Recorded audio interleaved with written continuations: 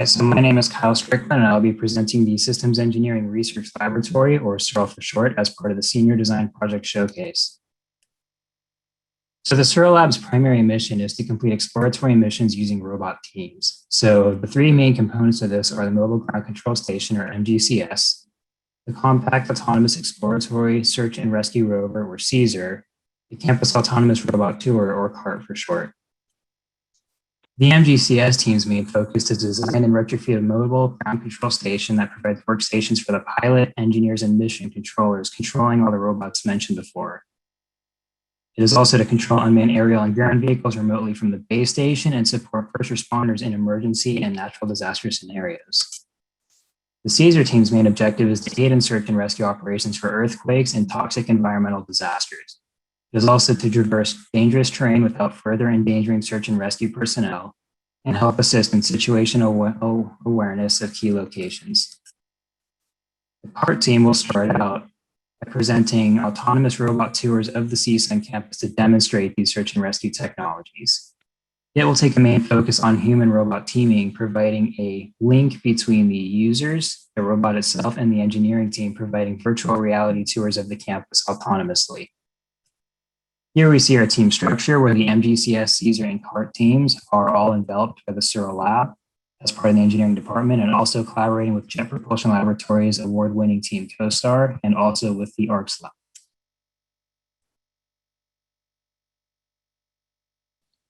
Hello, everyone. My name is Sadiq, and I'll be presenting the Mobile Ground Control Station sub-project. Next, please.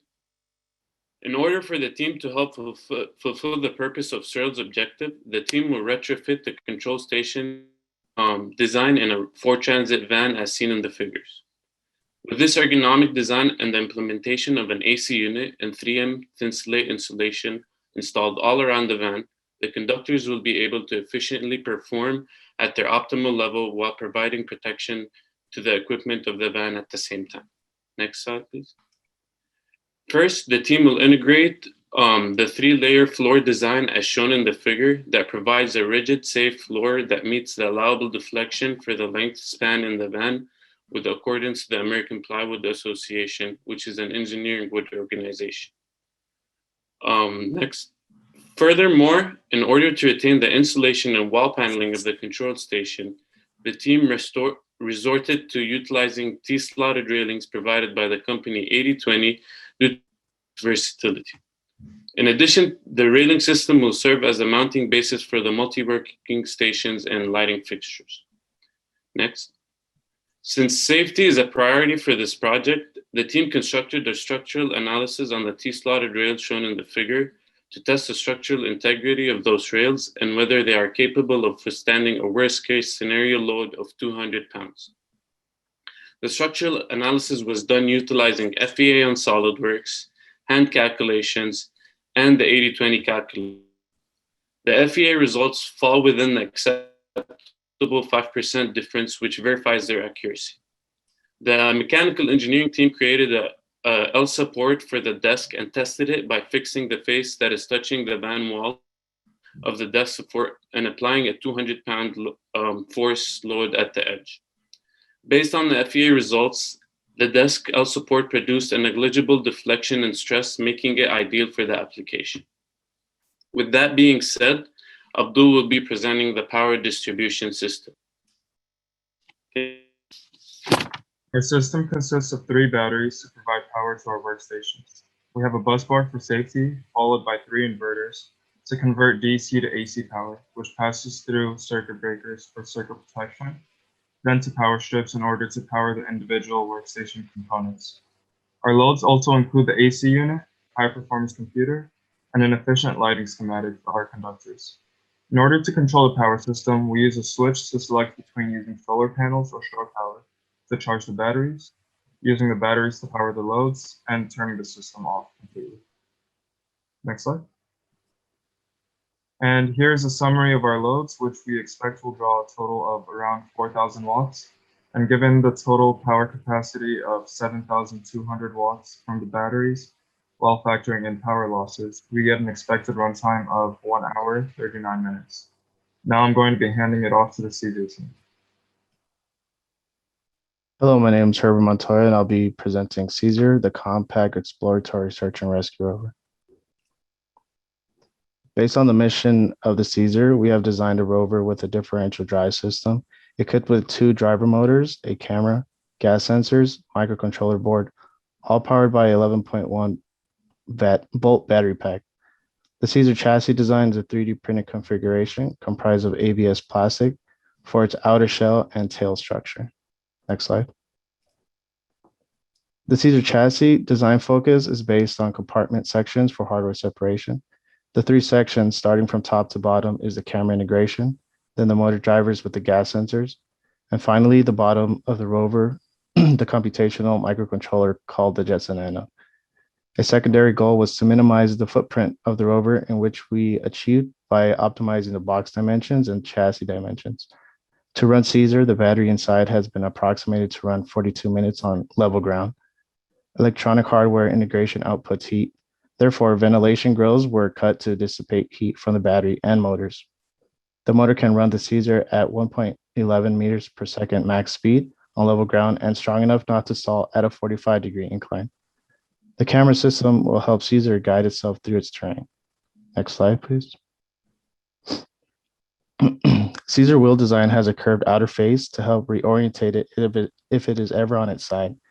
The wheels are airless, therefore, the honeycomb structure provides for impact absorption. The impact absorbent material chosen was silicone rubber, which can be 3D printed for prototype manufacturing. Next slide. Based on the FEA analysis, it was determined that the design of the wheel can resist the impact forces with small deformation less than 1 millimeter, resulting in strong material. Next slide, please. Lastly, the electronic layout design of CSUN is comprised of 14 components to determine safety to the rover and aid the rescue workers. All the components in the rover would be linked to the Jetson Nano to process the information to the pilot of the rover to determine surrounding and internal information. And now I'll be passing it off to CART. All right, so CART, as stated before, stands for Campus Autonomous Robot Tours. Here's our system layout based upon the Husky A200 robot. And essentially, we have the custom sensor package mounted to the aluminum plate.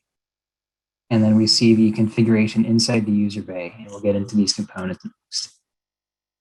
So for the vision systems, we have the LiDAR, which provides 3D point clouds over a 360-degree horizontal and 30-degree vertical field of view. Its range is 0.9 to 100 meters. Next, we have the camera array, which is of 5 cameras, each providing a horizontal field of view of 90 degrees and a vertical field of view of 64 degrees. Our 5 cameras total provide 360 degrees of coverage. Their range is 0.4 to 6 meters. Next, we have the inertial navigation system. Our GPS is the SwiftNav Duro, which provides high accuracy global positioning and enables waypoint-based navigation. It is placed to ensure line of sight to the sky.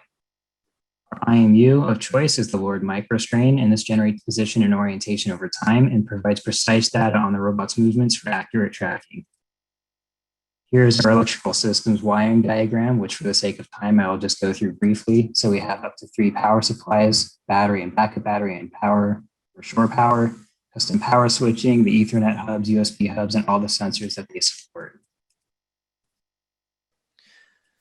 The software layout consists of various modules installed on ROS, short for Robot Operating System.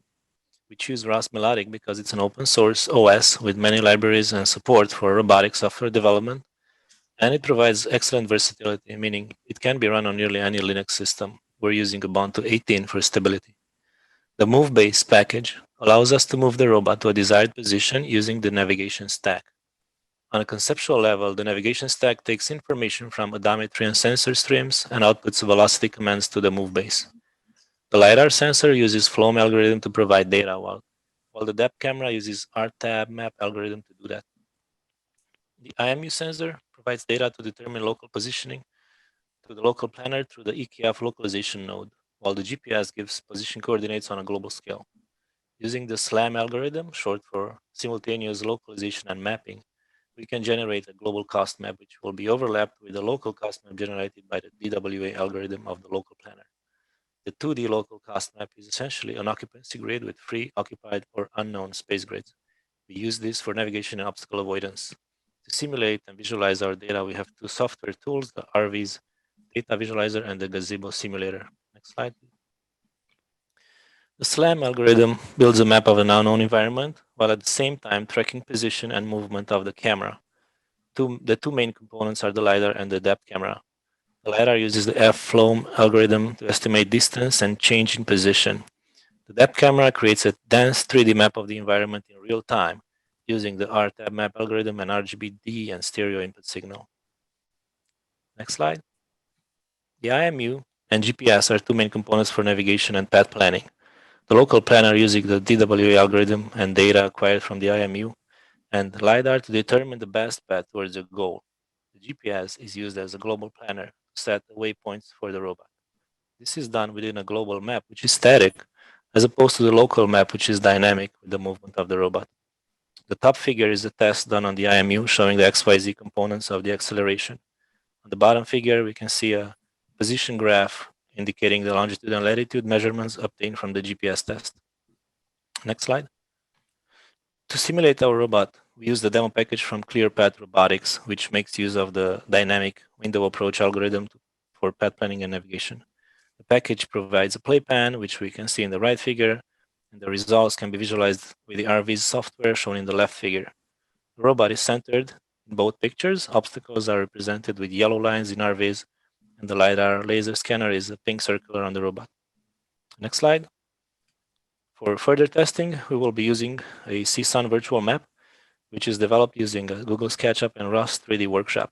It is currently a work in progress, and we have a couple of pictures here to show where we are standing at the moment. Next slide. Thank you. If there's any questions.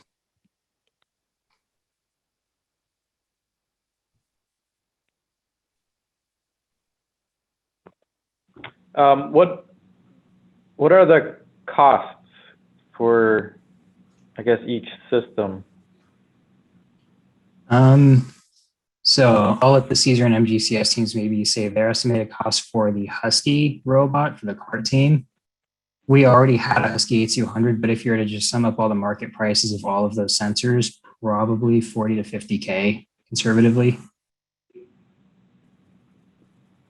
For the MGCS team, a lot of the stuff we already have in the lab. Mainly, we will be ordering the rail systems, the material and stuff like that, which will be around 1,500.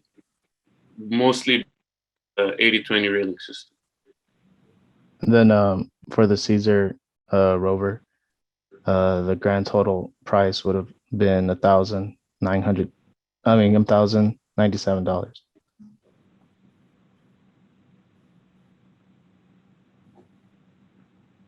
Okay, thank you. Right, do we have other questions from our panelists? Maybe from the audience? I have a question in the meantime while people think about their own questions. So the idea for this robot is pretty much for rescue missions and things like that. So my question is about like pretty much the wheels. That's one of the concerns. So in terms of like is the material that you selected a final decision, or are you concerned about compatibility with if you need to do like rescues in like environments where you have other types of hazards like fire, chemicals, and then so how would you deal with that since you have a decision for a wheel that is relying on this deflection? Right. So the wheel that was chosen for Caesar was strictly meant for testing and prototyping. In the initial tests from previous years concluded that their silicone rubber was a high flexible material.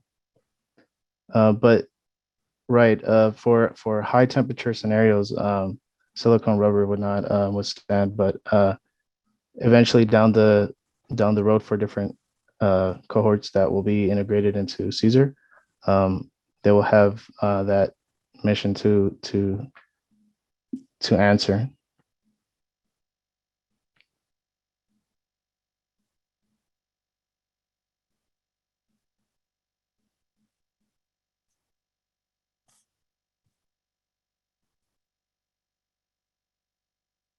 I see Seems that somebody's. someone has a question, so you can just type your question here under the questions and answers, so the participants can answer a question. Mhm. So a second question I have is, so this is not so the goal is not a competition, or so what's the end goal in terms of the objective that you have? Not, I mean, the final objective obviously is to have like this final product, but do you have like a short term goal for this project? So the short-term goal, maybe I'll take this one for at least the CART team, was to, by maybe the end of this summer, start providing some sort of a campus tour autonomously, obviously with safety operators and everything like that to make sure it goes well. And then also as part of our collaboration, we were working very closely with the team CoStar at the Jet Propulsion Laboratory, kind of exchanging technologies, testing things, helping repair both ways. So for us, for a competition, no, but they were in the Subterranean Challenge competition, and we were helping out with some upgrades and such to their systems. All right, so we have a question from Ramtin. So the question is, how did you guys make sure the FEA results were accurate for the 80/20 rails? I can go ahead and answer that question. So mainly when it comes to FEA analysis, your mesh quality and mesh details are the most important. Also, we had some hand calculations as well as 80/20 results from the calculator on their website to compare it to. For the mesh details, mainly you want to check your aspect ratio. Our aspect ratio fell within the 10% recommended requirement. So basically, less than 10% of our elements in the FEA model had an aspect ratio of 10 or more, which verifies that our mesh was good. That's what mainly is our FEA results. And as I mentioned as well, the FEA results fell within 5% difference when comparing it to the hand calculations as well as the 80 calculator results. I hope that answers your question. Thank you.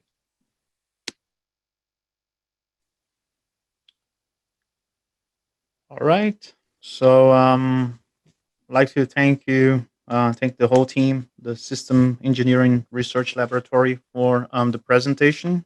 So, and thanks, I would like also to thank everybody who asked a question for your questions.